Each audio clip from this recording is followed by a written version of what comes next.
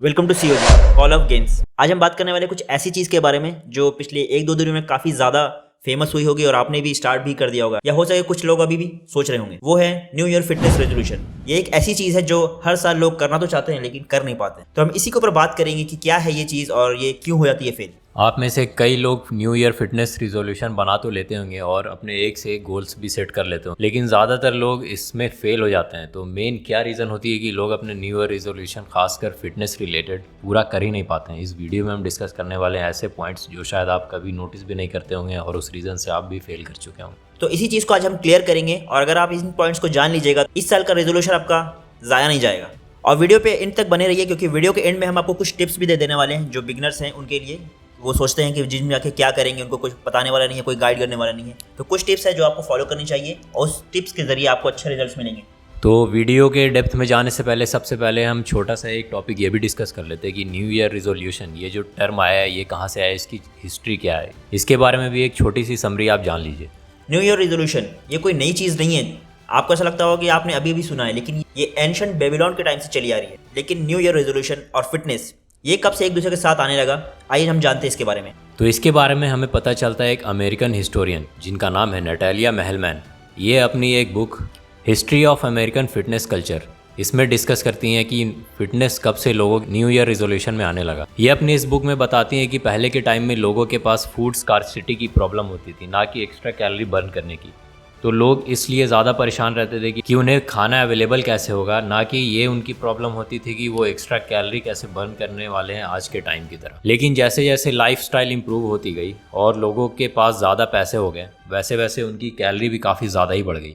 उसके बाद से फिर लोग मोटिवेट होने लगे अपने फिटनेस गोल्स के लिए और न्यू ईयर रिजोल्यूशन भी बनने लगे। लेकिन इसका एक और भी रीज़न है, वो है world war two. World war two के टाइम पे काफ़ी ज़्यादा वॉर होने लगे थे और इसमें फिजिकल एक्टिविटी काफ़ी ज़्यादा हो चुकी थी क्योंकि सारे लोग इन्वॉल्व हो रहे थे वॉर के अंदर। और ये कंपटीशन था सोवियत यूनियन से। जैसे कि हम सब जानते हैं रशिया काफ़ी ज़्यादा फेमस है अपनी फिजिक और अपनी फिटनेस को लेकर।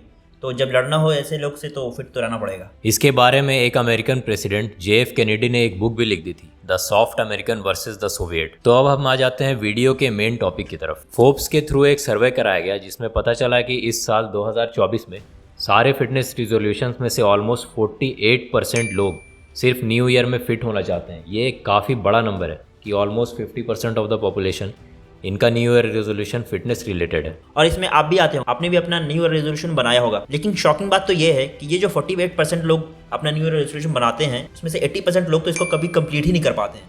तो बच जाते हैं सिर्फ 20% जैसे हम लोग। तो इतना बड़ा नंबर 80% लोग कभी अपना न्यू ईयर रेजोल्यूशन पूरा कर ही नहीं पाते हैं।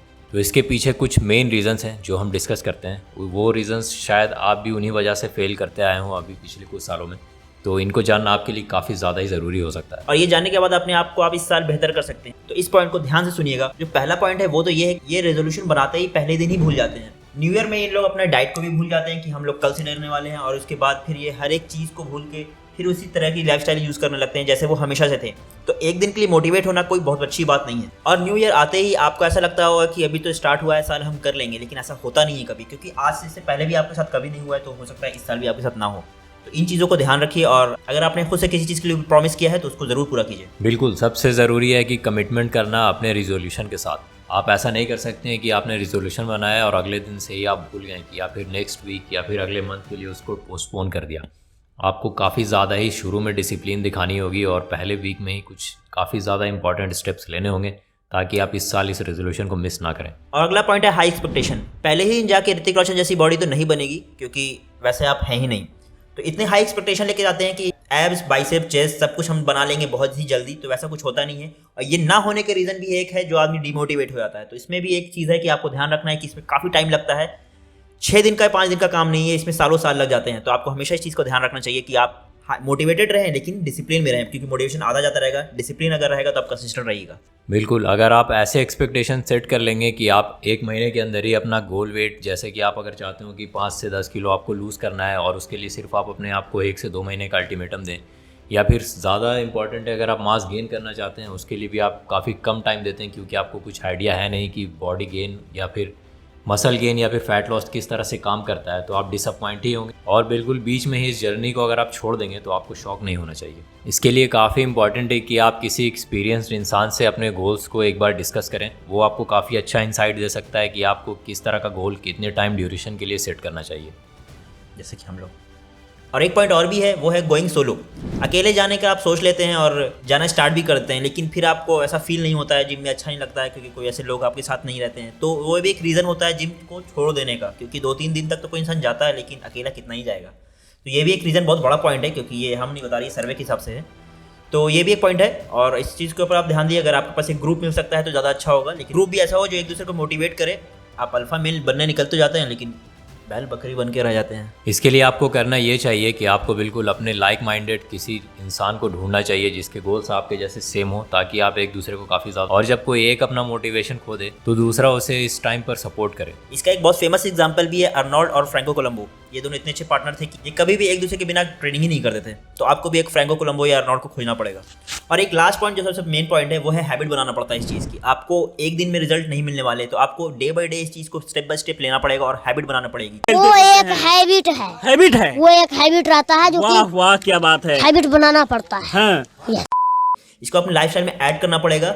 अगर आप कंसिस्टेंट रहेंगे तो ये चीज़ आपको काफ़ी ज़्यादा बेनिफिट देगी। और अगर आप कम से कम 1 से 2 महीने सिर्फ जिम में कंसिस्टेंट रह जाते हैं और एक बार आपको रिजल्ट दिखने लगेंगे, तो आप इतने ज़्यादा एडिक्ट हो जाएंगे इसके लिए कि आप अगली बार से जिम मिस ही नहीं करना चाहेंगे।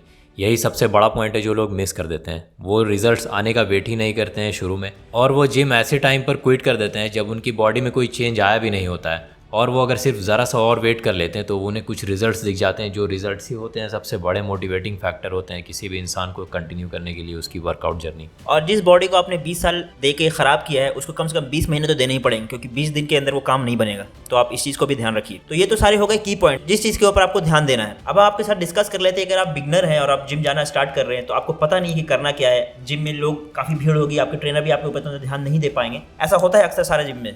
तो आपको करना क्या है अगर आप बिगनर हैं? तो कुछ वर्कआउट प्लान आपके साथ हम शेयर करते हैं, कुछ डाइट भी शेयर करते हैं जो आपको मसल गेन और फैट लॉस में काम आएंगे। तो शुरू में आपको ज़्यादा कॉम्प्लिकेट करने की ज़रूरत नहीं है चीज़ों को। आप सिंपल सा एक push pull leg workout follow कर सकते हैं शुरू के 2 महीने। ये आपको फॉलो करने में काफ़ी ज़्यादा आसान होगा, और अगर आप इसे 2 महीने कंटिन्यू कर लेते हैं उसके बाद आपको एक आइडिया मिल जाएगा और आपका एक बेस सेट हो जाएगा। इसके बाद आगे की चेंजेस आप कर सकते हैं अपने अकॉर्डिंग। और शुरू के दिनों में अगर आप पहली बार जिम जा रहे हैं और कंप्लीट बिगिनर हैं, तो आपको कंपाउंड मूवमेंट्स और अपनी बॉडी की स्टेबिलिटी के ऊपर वर्क करने में ज़्यादा फोकस करना है, ना कि फैंसी एक्सरसाइजेज जो आप इंस्टाग्राम पर देखते होंगे, शायद उससे मोटिवेट होकर जिम जा रहे हैं। उसको करने की जगह बेसिक कुछ कंपाउंड मूवमेंट्स होते हैं जो आप गूगल या फिर यूट्यूब पर सर्च करेंगे तो आपको काफ़ी ज़्यादा ही एक्सप्लेन करते हुए लोग मिल जाएंगे। उसे फॉलो करें और अपने बेस बनाने पर ज़्यादा फोकस करें शुरू में। और अगर हम बात करते हैं डाइट की, तो कुछ चीज़ें हैं जिसको आपको सिर्फ नोटिस करनी है और उसके बाद आपका डाइट काफ़ी स्मूथ हो जाएगा। ज़्यादा कॉम्प्लिकेटेड करने की ज़रूरत नहीं है, क्योंकि अंग्रेज बनने की ज़रूरत नहीं है कि एवोकाडो और ब्रोकली पे जाए। बेसिकली जो आपके पास अवेलेबल होगा फूड सोर्स, उसी के ऊपर स्टिक रहें। और अगर आपको फैट लॉस करने हैं तो जितने कैलोरीज आप कंज्यूम कर रहे हैं, आजकल एप्लीकेशन है, अब काफ़ी सारे वेबसाइट पर भी आपको ऑनलाइन पता चल जाएगा कि आपकी कैलोरी काउंट कितनी है। अपनी कैलोरी काउंट कीजिए, अपने BMR को निकालिए और उसके जरिए आप चेक कीजिए कि आपकी कैलोरीज कितनी है, और उस हिसाब से अगर फैट लॉस करना है तो 200 से 300 कम कर दीजिए उसको, वो काम हो जाएगा आपका। लेकिन अगर आपको मसल गेन करना है तो आप 300 से 400 या 200-300 बढ़ा सकते हैं उसको। तो ये सिंपल मैथ है। अगर आपको कुछ करना है तो स्टार्टिंग के 2 महीने में ये काफ़ी सिंपल पड़ने वाला है आपको, ताकि आपको ज़्यादा कॉम्प्लिकेशन में ना फंसना पड़े। तो ये चीज़ फॉलो करने से आपको काफ़ी अच्छे रिजल्ट मिलेंगे स्टार्टिंग से ही। अगर आप बिगिनर हैं तो सिर्फ जंक फूड को अवॉइड कर देने से ही आपकी बॉडी इतना अच्छा शुरू में आपको रिजल्ट देगी कि आपको और कुछ ज़्यादा दिमाग लगाने की ज़रूरत पड़ेगी नहीं। तो क्लीन ईटिंग और 200 से 300 कैलोरी को अप या डाउन अपने नीड के अकॉर्डिंग अगर आप मैनिपुलेट कर लेते हैं तो यही सबसे ज़्यादा इंपॉर्टेंट स्टेप हो सकता है किसी भी बिगिनर के लिए, अगर वो न्यू ईयर पर जिम ज्वाइन करता है। और एक बात है जो जिम वाले को तो थोड़ी बुरी लग सकती है कि स्टार्टिंग से ही पहले दिन ही जाके आपको जो प्रोटीन का डब्बा पकड़ा देते हैं, उस चीज़ के ऊपर बिल्कुल मत जाइए, क्योंकि वो चीज़ आपकी ज़रूरत है ही नहीं उस टाइम पे। आप अपने फूड से ही उस चीज़ को कंज्यूम कर सकते हैं और अपने आप को मेंटेन कर सकते हैं। तो स्टार्टिंग में ही BCA, ECA और वे प्रोटीन लेने की कोई ज़रूरत नहीं है। तो आप इस चीज़ को पे स्टिक ना करें कि मैं सप्लीमेंट के ऊपर जाने का, आप ये कोशिश करें कि फूड के ऊपर कैसे जाया जाए ज़्यादा से ज़्यादा। तो न्यू ईयर के 3 से 4 दिन बाद ये वीडियो डालने का एक रीज़न ये भी था कि 2 से 3 दिन बाद जब लोग भूल चुके होंगे अपने रिजोल्यूशन को, तो ये सबसे अच्छा टाइम था उनको रिमाइंड करवाने का कि उन्होंने कुछ रिजोल्यूशन बनाया था 2 दिन पहले। इसलिए ये वीडियो लेट आई है या फिर बिल्कुल सही टाइम पर आई है।